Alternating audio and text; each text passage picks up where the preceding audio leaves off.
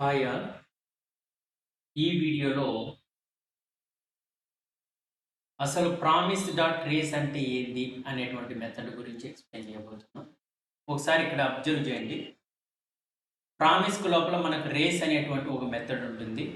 బేసికల్‌గా ఇది ప్రామిస్‌కి సంబంధించినటువంటి ఒక స్టాటిక్ మెథడ్. అయితే ఈ రేస్ అనేటువంటిది అరే ఆఫ్ ప్రామిసెస్‌ని తీసుకుంటుంది.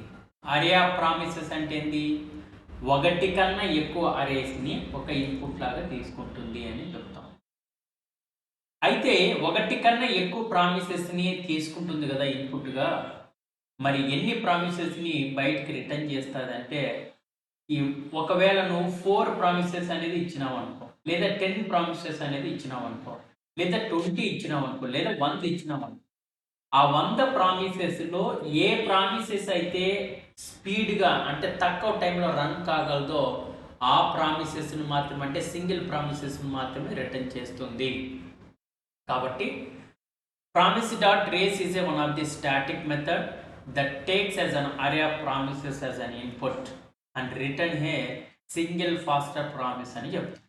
ఓకే, ఇక్కడ స్క్రీన్లో చూడండి. ప్రామిస్ 1, ప్రామిస్ 2, ప్రామిస్ 3, ప్రామిస్ 4 అని 4 ప్రామిసెస్ ఉన్నాయి. ప్రతి ప్రామిసెస్లోనూ సెట్ టైమ్ అవుట్ అనేటువంటి దాన్ని యూజ్ చేసినాం. ఇక్కడ సెట్ టైమ్ అవుట్ ఉంది, ఇక్కడ సెట్ టైమ్ అవుట్ ఉంది, ఇక్కడ సెట్ టైమ్ అవుట్ ఉంది, ఇక్కడ సెట్ టైమ్ అవుట్ ఉంది.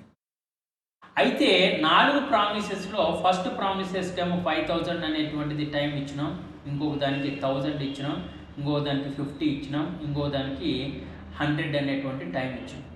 అయితే ఈ ప్రామిస్ 1, ప్రామిస్ 2, ప్రామిస్ 3, ప్రామిస్ 4 అన్నీ కూడా ప్రామిస్.race అనేటువంటి మెథడ్కి మనం ఇస్తే డాట్ డెమ్ తోటి ఈ 1, 2, 3, 4 ఇవి వాల్యూస్ అనుకుంటే, ఈ 1 అనేది రిజాల్వ్కి, 2 అనేది రిజెక్టెడ్కి, 3 అనేది రిజాల్వ్కి, 4 అనేది రిజెక్టెడ్కి.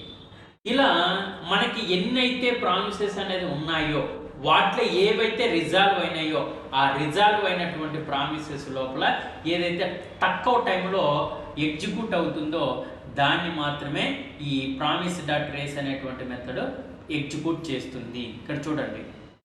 ఓకే, ఒక ప్రోగ్రాంలోకి వెళ్దాం. ఇక్కడ చూడండి. Promise 1, promise 2, promise 3, promise 4 4 promises ఉన్నాయి. దీనిలో ఇవి కూడా రిజాల్వ్, అన్నీ కూడా రిజాల్వ్ స్టేట్ అనుకుందాం. సో ఇది కూడా రిజాల్వ్ అని అనుకుందాం. అంటే ఇక్కడ 4 ప్రామిసెస్ ఉన్నాయి. ప్రామిస్ 1, ప్రామిస్ 2, ప్రామిస్ 3, ప్రామిస్ 4 4 ప్రామిసెస్ని ఇక్కడ ఇన్పుట్గా ఇచ్చినాం. ఓకే, డాట్ టెన్ తోటి ఇక్కడ ఈ వాల్యూస్ని అనేది చెక్ చేస్తున్నాం. బాగా అబ్జర్వ్ చేసినట్లయితే ప్రామిస్ 1 అనేటువంటి దాంట్లోనే సెట్ టైం అవుతుంది, ప్రామిస్ 2 అనేటువంటి దాంట్లో సెట్ టైం అవుతుంది, ప్రామిస్ 3లోనూ సెట్ టైం అవుతుంది, ప్రామిస్ 4లోనూ సెట్ టైం అవుతుంది. కానీ ప్రతి దానికి టైమింగ్ అనేటువంటి దాన్ని ఇచ్చినాం, కానీ లోయెస్ట్ టైమింగ్ ఇచ్చిండేది ప్రామిస్ 3కి. అంటే వీటిలో ఏది తొందరగా ఎగ్జిక్యూట్ అవుతుందో ఆ ప్రామిస్ను మాత్రమే ప్రామిస్.race అనేటువంటి మెథడ్ ఎగ్జిక్యూట్ చేస్తుంది. కావాలంటే ఇక్కడ చూడండి, ఏమొచ్చింది ఇక్కడ 3. ఒకవేళ 3 అనేటువంటి దానికి 540 అనేటువంటిది టైమింగ్ ఇచ్చినాను.